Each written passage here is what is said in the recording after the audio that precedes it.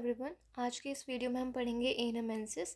एनामेंसिस एक second year का topic है जो बीएचएमएस में हमें पढ़ाया जाता है under the subject philosophy Organon.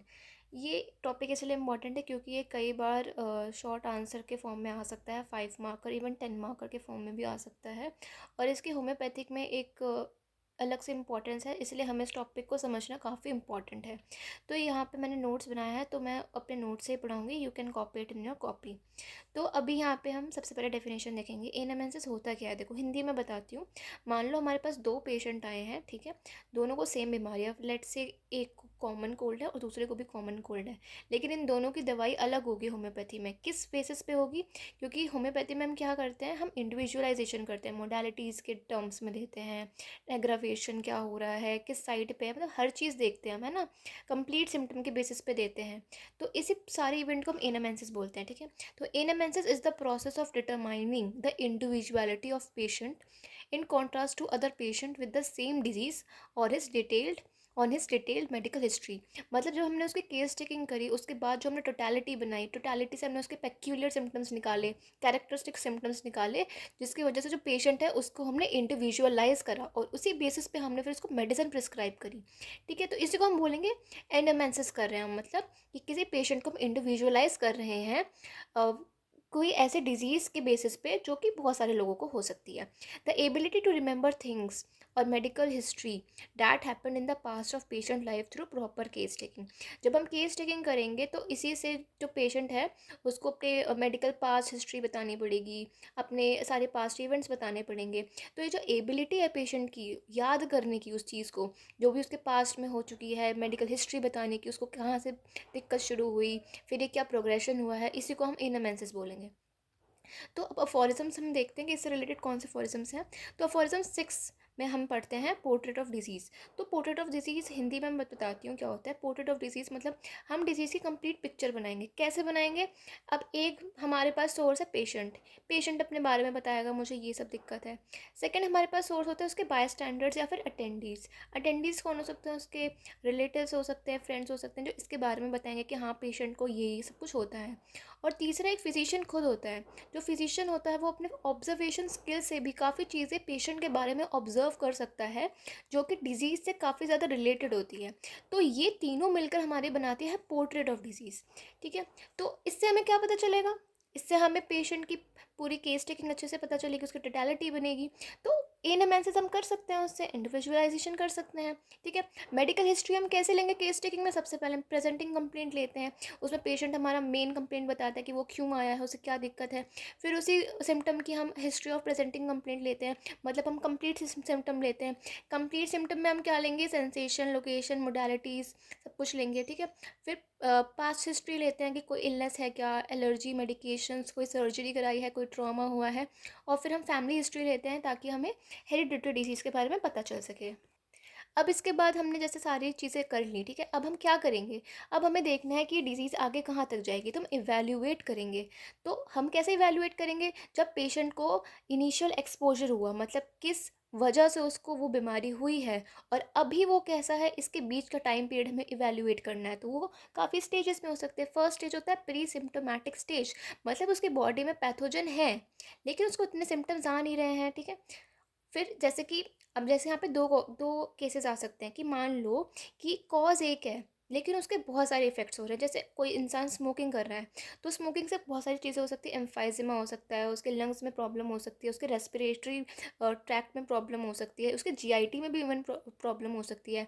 तो एक कॉज की वजह से बहुत सारे इफेक्ट्स आ रहे हैं। यहीं पे सेम एक इफेक्ट के बहुत सारे कॉज हो सकते हैं। जैसे कि अगर हम मायोकार्डियल इन्फेक्शन की बात करेंगे तो इसके बहुत सारे कॉजेज़ हो सकते हैं कि कोलेस्ट्रॉल बढ़ गया है या फिर बीपी बढ़ गया है। मैं लेमन लैंग्वेज में बात करूँ, यहाँ पे मैं अभी मेडिकल टर्म्स में बात नहीं कर रही। तो मैं यहाँ पे इसके एग्जांपल्स लिख के हैं, देखो स्मोकिंग कॉज सीओपीडी, स्ट्रोक, ठीक है। तो एक कॉज से बहुत सारे इफेक्ट्स आ रहे हैं, ठीक है। और यहाँ पे एक इफेक्ट के बहुत सारे कॉजेज़ हैं, जैसे कि myocardial infection results from smoking, increased BP, diabetes, obesity, stress, genetics etcetera, ठीक है। सेकंड चीज़ एनामेंसिस में आती है प्रोग्नोसिस ऑफ डिजीज़। देखो प्रोग्नोसिस का अगर मैं हिंदी में मतलब बताऊँ तो हमें जैसे पता चल गया है कि किसी इंसान को कोई बीमारी है, तो अब आगे क्या, इसके आगे क्या हो सकता है, उसकी प्रिडिक्शन करने को हम बोलते हैं प्रोग्नोसिस ऑफ डिजीज़। तो यहाँ पे मैंने इसकी डेफिनेशन लिखी है, prognosis is defined as a prediction of a disease course and the probability of future events, दो आउटकम्स में डिफर फॉर इंडिविजुअल्स। मतलब ज़रूरी नहीं है कि दो इंसान को सेम बीमारी है और उनका आउटकम सेम ही हो। एक हो सकता है कि ठीक हो जाए और एक हो सकता है कि थोड़ा लेट ठीक हो या ना भी ठीक हो, या डेथ भी हो सकती है। तो वो डिग्री पर डिपेंड करता है, जैसा कि यहाँ पे नीचे लिखा ही है कि कौन से टाइप की डिजीज़ है, कौन से स्टेज पर आ चुकी है, जेनेटिक कैरेक्टरिस्टिक्स क्या है, ट्रीटमेंट कैसा है, अवेलेबल है या नहीं है। ठीक है, उसी का एक एग्जांपल दिया है यहाँ पे मैंने कि myocardial infarction results from risk factors such as smoking, increase BP, diabetes, obesity, unhealthy diet, physical inactivity, stress and genetics contribute to plaque formation और वेसल डैमेज। मतलब एक बीमारी से दो तीन बीमारी हो रही है। ठीक है, तो अब ये डिपेंड करता है कि हर पेशेंट पे क्या डिग्री पे वो डैमेज हुआ है। ठीक है, prognosis helps to make inform decisions regarding future care and appropriate treatment plan.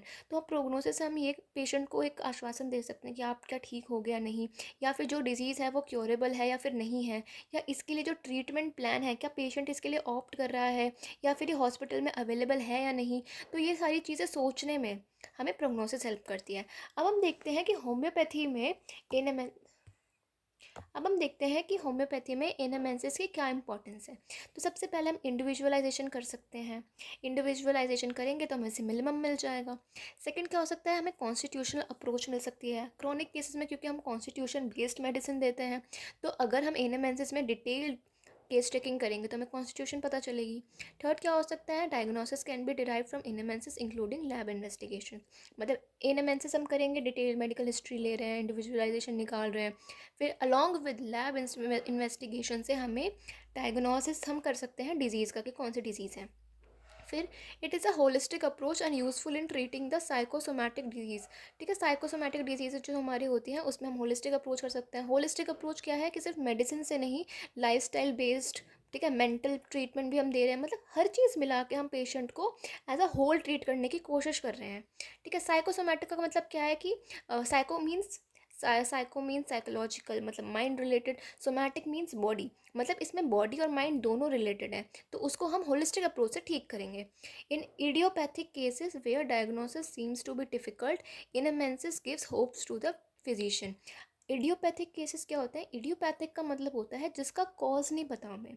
For example in increased BP या फिर हाइपरटेंशन, हमें इसका कॉज नहीं पता होता कि क्यों हुआ। ठीक है, ये मतलब एक वो वैसी बात होती है कि हम अज्यूम कर लेते हैं कि इस वजह से हुआ होगा, बट साइंटिफिकली भी अभी तक प्रूव नहीं हुआ है कि बीपी का क्या कॉज है, थायराइडिज्म का क्या कॉज है। तो ये सारे इडियोपैथिक डिजीज़ होते हैं। ठीक है, तो यहाँ पर डायग्नोसिस थोड़ा सा डिफिकल्ट हो जाता है। मैं सिर्फ बीपी थायराइड की बात नहीं कर रही हूँ, जैसे कई बार होता है डायग्नोसिस करना मुश्किल हो जाता है कि समझ नहीं आता कि क्या बीमारी क्या है। तो इसमें एनामेंसिस हेल्प कर सकती है। कैसे, इंडिविजुअलाइजेशन करेंगे, उसके बेसिस पे हम सिम्टम सिमिलैरिटी करेंगे और सिम्टम दे देंगे। ठीक है, और फिर लास्ट में prognosis of the case can be understood. ठीक है, प्रोग्नोसिस समझ में आ जाएगा तो इसके बाद चीज़ें और आसान हो जाती हैं। So that's it for this video. I hope you understand it well and I hope you perform it well in your exams. Thank you very much, have a good day, bye.